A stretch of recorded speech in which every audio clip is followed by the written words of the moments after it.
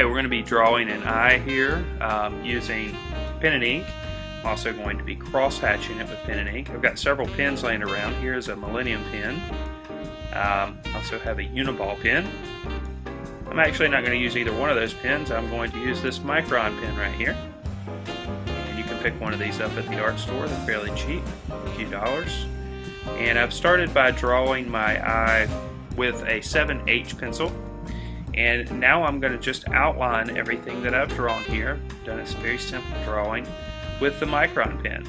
Now for this example, I wasn't using a photo reference. I think that you'll find better success if you do have a photo reference to look at.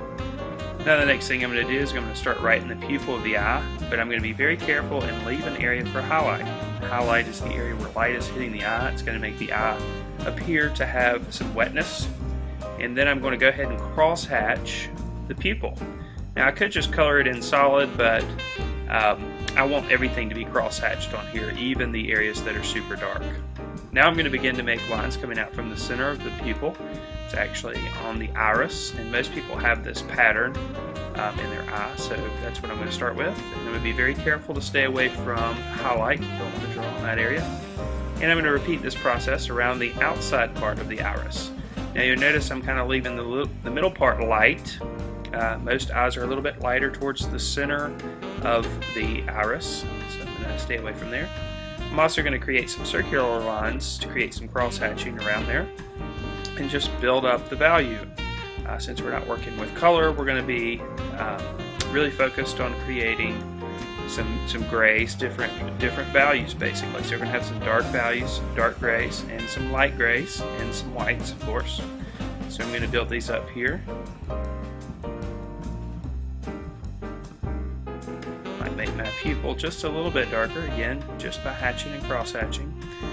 Now I'm going to start adding some shading and some value around the outside portion of the eyeball. The eyeball is actually a ball inside of your head. So when you have your eyelid that lays over the top of it, it's going to create some shadow on there. So I'm going to go right underneath that. I'm just going to make vertical lines to begin with. I'm going to let those vertical lines go right on top of my iris. And there's going to be a little bit of shading on the bottom portion too. And I'll go back and start to cross-hatch that just a little bit to make the shadow just a little bit darker, just so it appears like my top eyelid actually does overlap my eyeball. Might make the iris just a little bit darker. Now I'm going to start adding some shadow and some value around the outside portion of the eye. I started just on the upper portion of the crease that happens right above your eyelid. That area is usually pretty dark, and your eyelid is actually just usually a little bit lighter than that.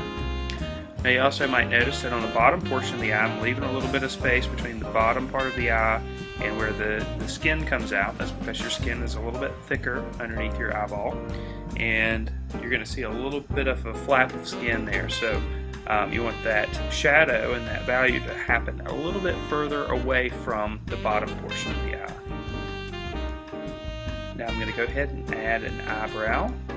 And if you've seen my video on how to draw an eye with graphite, I just kind of drew the shape and then started making lines. With pen and ink, you can't really do that because I guess you could do it with a pencil, but I didn't here. So I just started in the area where the eyebrow actually starts to grow, and then just kind of made lines coming out from there. And it's really easy to create the illusion of hair with when you're doing a drawing in pen and ink. A little bit of hatching on the side of the eye. Maybe I'll make this inner portion of the eye a little bit darker, just to give it a little bit more of a three-dimensional quality. A lot of people are really stiff with the pen and ink. I like to be a little bit looser, kind of cross-hatch freely. It gives me a little bit more freedom to create the lines that I want. Now I'm going to start with the eyelashes, and I'm going to start with the right side of the eye. And I'm basically just making check marks that kind of go down and up. The closer we get to the center portion of the eye, the more vertical they'll go. And then on the left side of the eye, they're going to go in the opposite direction. They're actually going to check out to the left. You can see these on the right are checking out to the right. And and as we get closer to the center, the more up and down these lines are going to go.